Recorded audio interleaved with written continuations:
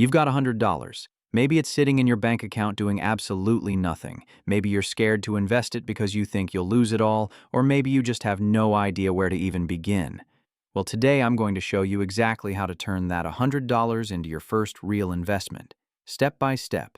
No confusing jargon, no gatekeeping. Just a simple plan that actually works. And by the end of this video, you'll know more about investing than 90% of people. Let's get started. Welcome back to Money Forge. I'm on a mission to build wealth from scratch and document every step of the journey. If you're new here, I'm not a financial guru with millions of dollars.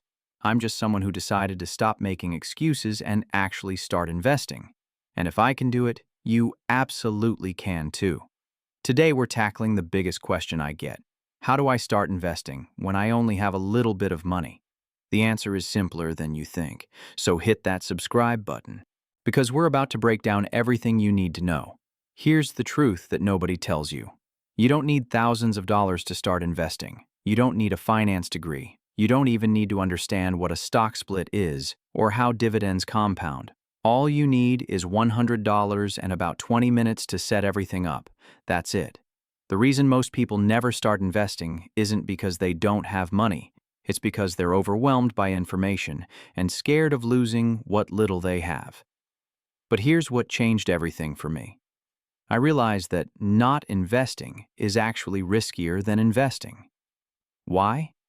Because inflation is eating away at your money every single day.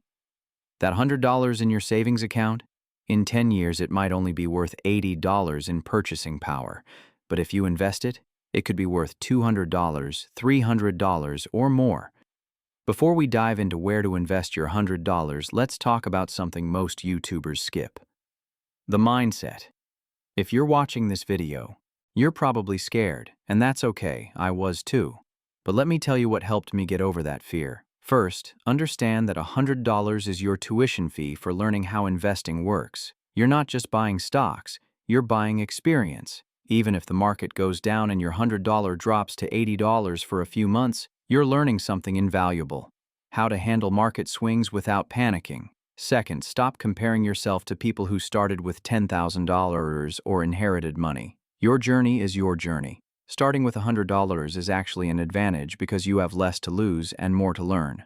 Third, the goal of your first $100 isn't to get rich. It's to build the habit. Once you invest that first $100, the second $100 is easier, then the third, then $500. Before you know it, you're investing consistently, and that's when real wealth starts building. All right, enough mindset talk. Let's get tactical. Here's exactly what you need to do before you invest that $100. Step 1. Make sure you have an emergency fund. I'm not talking about $10,000. Even $500 in a high-yield savings account is fine for now. You just need some cash cushion so you don't have to pull your investment out in an emergency. If you don't have this yet, save your $100 first, then come back to investing. Step 2. Pay off high-interest debt. If you've got credit card debt at 20% interest, pay that off before investing.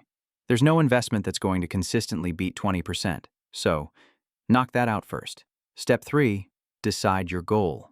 Are you investing for retirement 30 years from now? Saving for a house in 5 years? Building wealth with no specific timeline? This matters because it determines how aggressive or conservative you should be.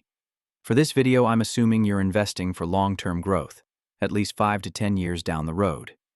Now here's where it gets exciting. With just $100, you have more options than ever before thanks to modern investing apps and something called fractional shares.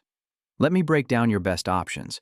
Option 1, open a brokerage account and buy an index fund. This is hands down the easiest and smartest option for beginners. An index fund is basically a basket of stocks that tracks the overall market. Instead of picking individual companies and hoping they do well, you're betting on the entire economy growing over time, which it historically has. Here's how to do it.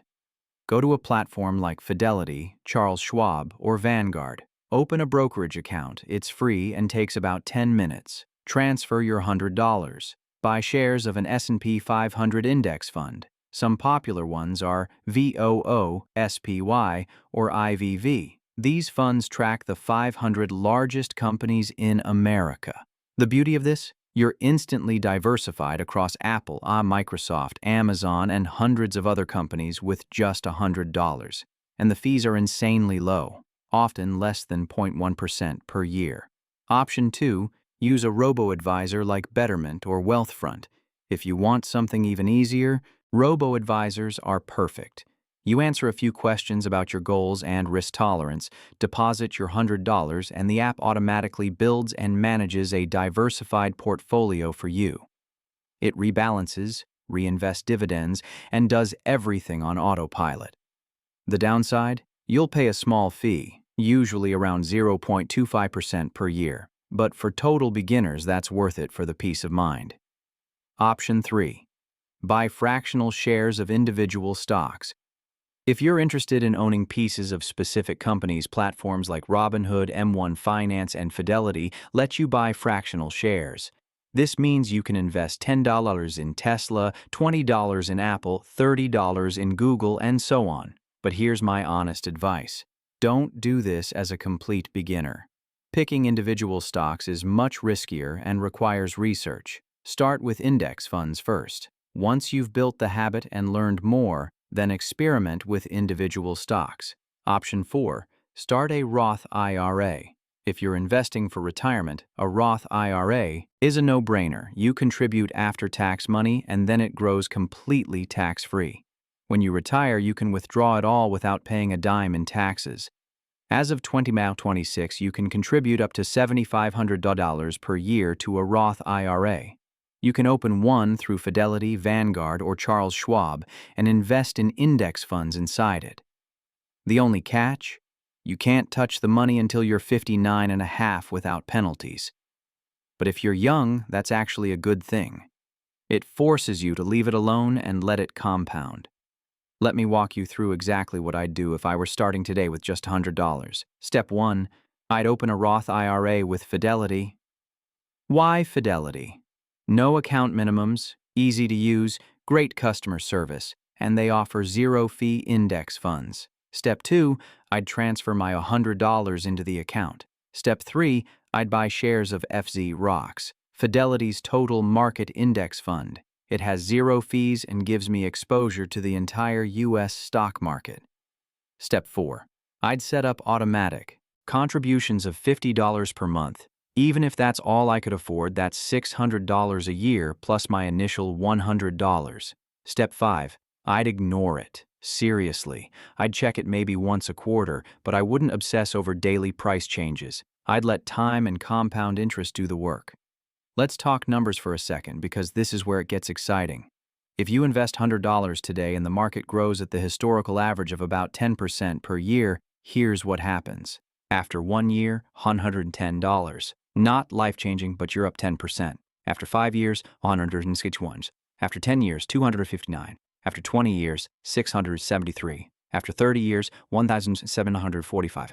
And that's if you never add another dollar. But let's say you add just $50 per month on top of that initial $100. After 10 years, 10,283. After 20 years, 38 EOI 697. After 30 years, 576ers. From just $100 to start and $50 a month, you'd have over $100,000. That's the power of consistency and compound interest. Now let's talk about the mistakes you need to avoid because these are the ones that trip up most beginners. Mistake number 1, trying to time the market. You'll hear people say, wait until the market dips before you buy. Ignore them. The best time to invest was yesterday. The second best time is today. Nobody can predict the market, and waiting for the perfect moment means you'll probably never start. Mistake number 2, panicking when the market drops. If you invest $100 and it drops to $80 next month, don't freak out and sell. The market goes up and down. That's normal. If you're investing for 10+ years, short-term drops don't matter. In fact, they're buying opportunities. Mistake number 3, investing money you might need soon. Only invest money you can afford to leave alone for at least 5 years. If you might need that $100 in 6 months, keep it in a high-yield savings account instead. Mistake number 4, picking individual stocks without research. I see this all the time. Someone hears about a hot stock on TikTok, throws their $100 at it, and loses half their money when it crashes. Stick to index funds until you actually understand what you're doing. Mistake number 5. Paying high fees. Some platforms charge $10 per trade. If you're investing $100, that's 10% of your money gone immediately. Use free platforms like Fidelity, Charles Schwab, or Robinhood. Let me address the most common objections I hear. But what if I lose all my money?